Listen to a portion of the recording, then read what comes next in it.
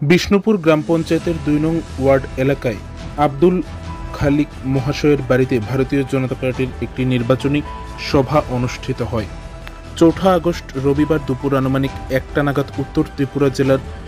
বিষ্ণুপুর গ্রাম পঞ্চায়েতের ২ নং ওয়ার্ড এলাকার বাসিন্দা আব্দুল খালিক মহাশয়ের বাড়িতে আসন্ন ত্রিস্তরীয় পঞ্চায়েত নির্বাচনকে কেন্দ্র করে একটি নির্বাচনী সভা অনুষ্ঠিত হয় ভারতীয় জনতা পার্টির,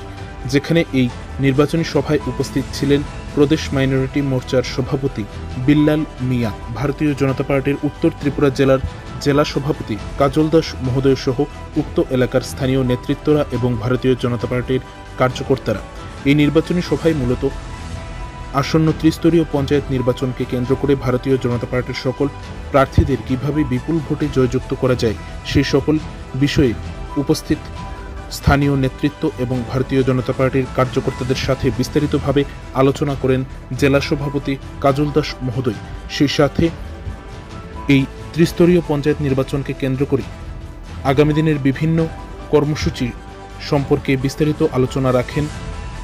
প্রদেশ মাইনরিটি মোর্চার সভাপতি বিল্লাল মিয়া।